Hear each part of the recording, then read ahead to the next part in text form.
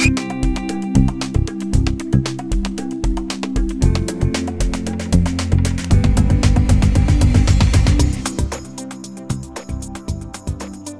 Guide 911 FM, Guidance for Your Life. Halo, selamat siang. Apa kabar kawan? Semoga juga dalam kondisi yang sehat hari ini. Saya Eko Setiawan kembali dalam program Meet the Leaders. Seperti biasanya, program Meet the Leaders selalu menghadirkan leader-leader untuk berbicara tentang leadership. Yang harapannya adalah leader-leader, calon leader, atau leader yang sekarang lagi stuck mungkin mendapatkan inspirasi dari style para leader yang dihadirkan di program Meet the Leaders. Langsung saja kita akan ketemu dengan Direktur Utama Rumah Sakit Ibu dan Anak Melati Husada. Ada Dr. Yusufa Ibnu Sina Setiawan MH. Apa kabar dok? Baik, Pak Eko. Sehat ya? Alhamdulillah, baik. Luar sehat. Biasa. Terima kasih sudah mampir di program podcast. Saya juga sangat Meet the terima Leaders. kasih bisa dipanggil di sini. Alhamdulillah. Lagi sibuk apa dok? Saat ini kita memang menjalankan beberapa rumah sakit, tapi memang saat ini saya ditugaskan khusus untuk di Melati Husada yang di Jalan Kawi. Oke, yang di Jalan Kawi ya, boleh dijelaskan dok? Rumah Sakit Ibu dan Anak Melati Husada ini rumah sakit yang seperti apa? Jadi untuk Melati Husada ini adalah rumah sakit ibu dan anak yang memang memberikan layanan khusus untuk ibu dan anak segmentasinya. Tapi memang yang menjadi pelayanan utama adalah kami memberikan pelayanan yang memang terdiri dari berbagai macam konsultan spesialis yang sudah pasti sangat kondang dan terkenal di Kota Malang. Oke. Begitu. Kalau bicara SDM dok, ada berapa SDM-nya di sana yang Anda harus handle? Gitu? Secara garis besar itu berkisar 200 hingga 300. Wow, banyak sekali ya. Tenaga kesehatan dan non kesehatan. Begitu. Nggak pusing dok? Oh tidak. Oh, tidak. gitu Karena ya? kenapa tidak pusing ya jelas ada tim Pak Eko. Oke. Jadi berapa tadi? 200? 200 hingga 300. 200 hingga 300 ya. Dokter, apa kira-kira motivasi Anda sehingga Anda bisa sampai pada titik ini menjadi seorang dirut di Rumah Sakit Melati Husada? Motivasi utama itu mengacu kepada 3 hal sebenarnya Pak Eko. Jadi yang pertama pasti amanah. Kalau disebut siap, tidak pernah ada yang siap terhadap sesuatu. Itu basic ya. Tetapi kalau sudah itu disebut amanah ya kita harus mau tak mau, suka tidak suka, berarti Tuhan itu sudah ngasih jalan. Ayo dicoba, ayo dijalani. Kalau di dalam tim Pak, biasanya kan apalagi 200 sekian itu banyak kepala. Pasti di situ kan ada tantangan-tantangan bagaimana manage, bagaimana ngelit mereka gitu. Nah, bagaimana Anda menghadapi tantangan dalam memimpin sebuah organisasi yang saya kira cukup besar dengan jumlah SDM yang sekian? Baik Pak. Jadi tantangan itu sangat besar. Terutama melihat usia saya itu baru 32 tahun. Luar biasa. Tetapi karena rumah sakit adalah industri yang padat modal, padat karya Pak. Dan yang paling penting adalah padat regulasi.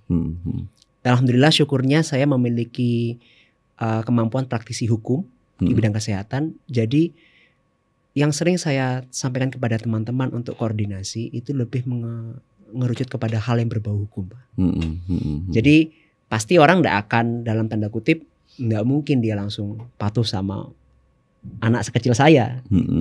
Tapi kalau saya kembalikan kepada aturannya gini loh Rek. Ayo patuh. Kalau enggak begitu gimana? Nanti tanggung jawab siapa? Ya pasti kan saya lagi. Akhirnya dengan itu tadi acuan saya seperti itu. Jadi lebih saya kembalikan kepada aturan lagi. Kembalikan kepada aturan untuk bagaimana mereka diajak bersama-sama menuju visi perusahaan gitu ya. Oke, kalau di dalam perjalanan karir Dr. Yusuf, apa kira-kira keputusan terbesar yang pernah Anda ambil dan apa pertimbangannya? Waktu itu bagaimana Anda mempertimbangkan? Keputusan terbesar yang saya ambil selama ini adalah saya mengambil manajerial itu sudah keputusan besar. Kenapa?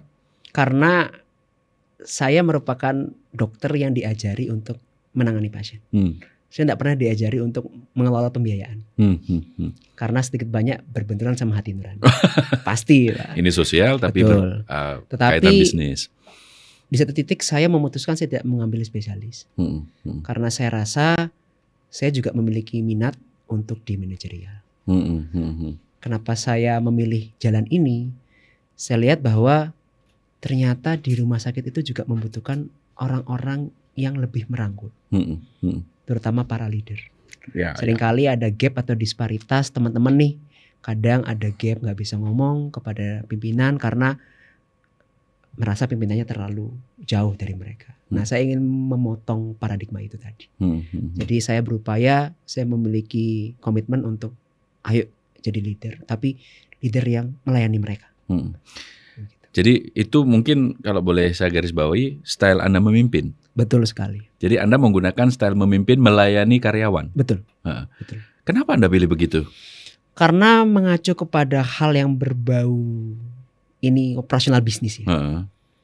Target itu pasti kita canangkan di depan tuh Pak. Ya. Tetapi tanpa adanya kontribusi positif dari teman-teman, tidak mungkin target akan tercapai. Oke, lalu? Lalu kunci utama kami adalah melihat mereka terpenuhi apa enggak sih? Haknya terpenuhi apa enggak? Fasilitasnya terpenuhi apa enggak? Evaluasi dari style itu, apa yang sudah Anda lakukan dan bagaimana dampaknya? Dampak yang paling besar adalah sumber daya keluar akan lebih besar. Oh gitu? Betul. Tetapi revenue yang didapat juga pasti besar. Oh gitu ya? Pasti. Sudah pasti itu? Sudah pasti. Oke. Berarti ini juga bisa jadi referensi dong ya, bagaimana style memimpin. Jadi kalau boleh dikatakan memilih, Anda bos atau leader? Saya lebih ke arah leader. Karena kalau konotasi bos ya, konotasi bos itu kan memerintah ya. Saya tidak suka memerintah, Pak. Begitu sih. Oke. Bagaimana Anda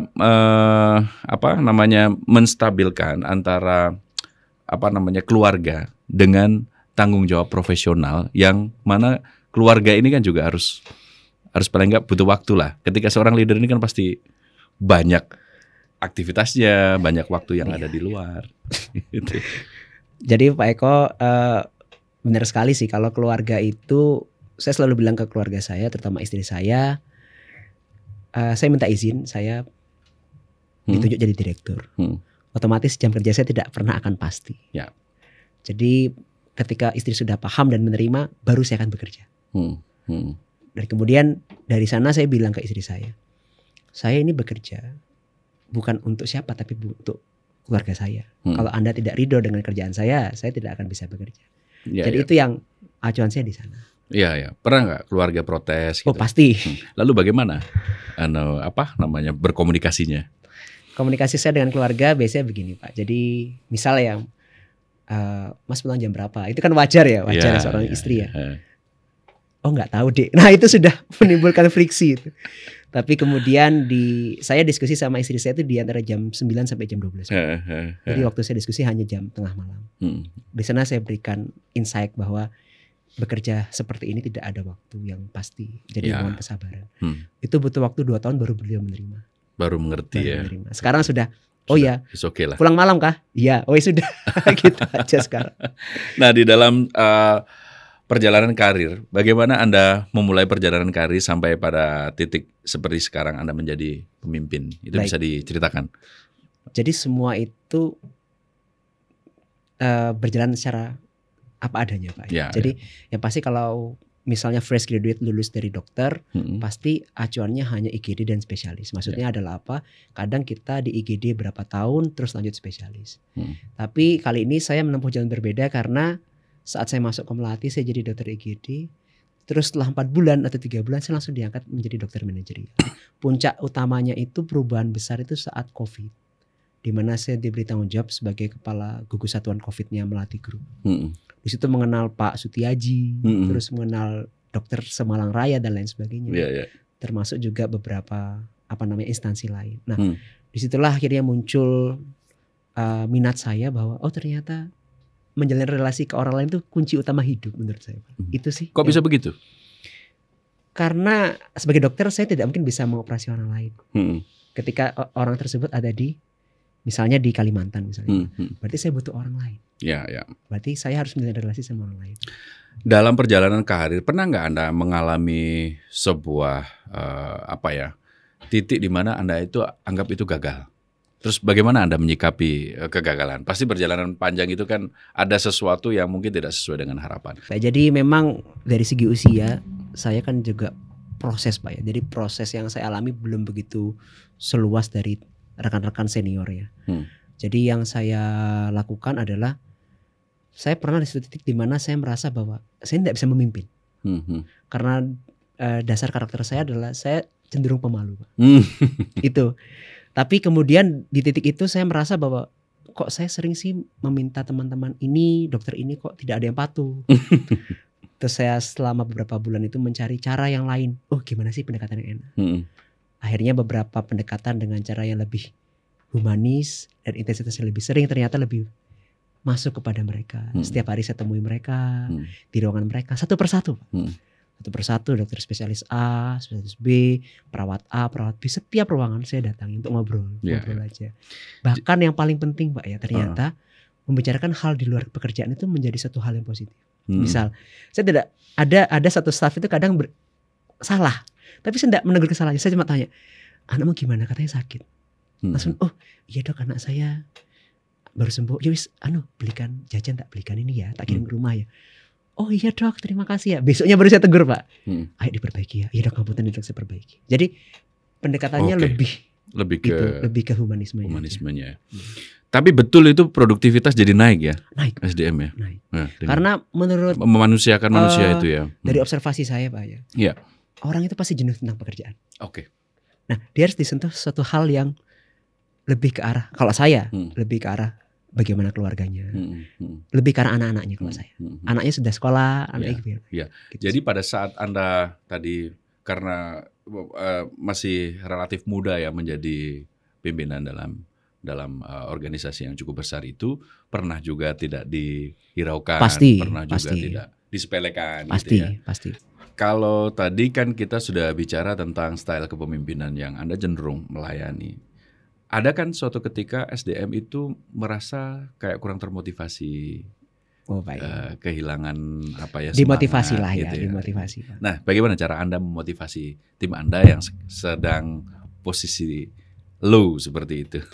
Jadi yang pasti ada tim yang terlibat, Pak, ya di sana karena harus melibatkan HR di sana, kemudian bersama beberapa supervisor yang lain. Seringkali demotivasi itu yang kami temukan adalah lebih ke arah hubungan keluarga, Pak.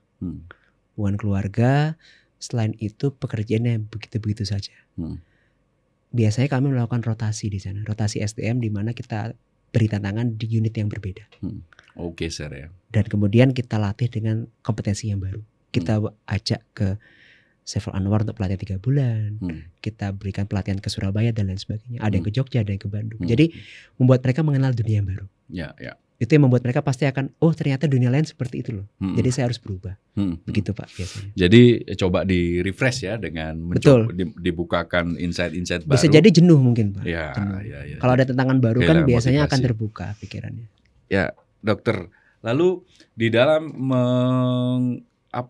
memimpin organisasi yang cukup besar ini pasti kan banyak kepala ya kan, banyak juga mungkin opini-opini, masukan, gagasan dan sebagainya. Biasanya kan juga kadang adu argumen. Gitu. Pasti kalau itu. Kalau sudah terjadi seperti itu, misalnya antar tim ini lagi nggak oke gitu, adu argumen, adu gagasan gitu, keras-kerasan gitu. Apa yang dokter lakukan? Bagaimana itu menetralisir semuanya sehingga everybody happy? Jadi yang kata kunci utama, Pak, ya, membuat semua orang happy tidak bisa. Itu yang pertama. Tapi yang kedua, saya selalu bilang ke teman-teman, teman-teman, Anda sudah bekerja berpuluh-puluh tahun atau belasan tahun di Melati. Melati ini adalah sebuah keluarga. Kami konsep budaya perusahaan kami adalah kekeluargaan, Pak. Jadi ketika ada suatu titik ada silang pendapat sampai ada yang konflik, saya akan temukan semuanya. Saya sampaikan, ingat tujuan kita bersama di Melati. Semua saling mencari penghidupan masing-masing. Jangan sampai kita menjatuhkan mimpi yang lain. Maksudnya adalah apa? Di keluarga dia ada anak-anaknya, dan yang lain ada anak yang lain. Maksudnya adalah apa? Ayo jaga mimpi mereka semua. Harus mengalah, harus sabar untuk tujuan yang lebih besar. Jadi biasanya memang seringkali mereka. Jadi Anda jadi mediator lah ya? Saya harus jadi mediator. Karena bagaimanapun memaksa orang yang marah itu tidak bisa. Tapi melakukan semua amarahnya. Sampaikan, ambil titik di mana, oh ternyata masalahnya adalah Hal sepele biasa. Apa Pak? Komunikasi. Itu aja masalahnya sebenarnya. Ya. Tinggal, Rek, minta tolong aku minta ini ya. Biasanya nggak gitu, kadang ini tanpa ada kalimat awal, lah kan salah. Sekarang gini, Rek, kalimatnya seperti ini. Ya sabar. Sama-sama berat pekerjaannya. Bilang, Mbak, ngapunten, saya bisa minta tolong ini. Oh iya Mbak, sebentar kan enak. Nggak, Mbak, kan nggak mungkin loh Mbak. Nah itu yang ternyata masalah utamanya hanya komunikasi. Jadi mereka harus lebih sering berkomunikasi. Baik, terima kasih Dr. Yusfa. Nah kawan, demikian tadi program Meet the Leaders yang sudah Anda lihat, Anda tonton dan juga Anda dengarkan. Semoga sharing kita dengan narasumber kita yang hari ini hadir mampu menginspirasi para leader semuanya. Ketemu lagi nanti dengan narasumber-narasumber yang lain, tamu-tamu yang lain, leaders-leaders yang lain, dan kita dapat insight-insight yang lain. Kuncinya hari ini adalah bekerjalah dengan hati. Terima kasih, saya Eko Setiawan pamit. Assalamualaikum warahmatullahi wabarakatuh.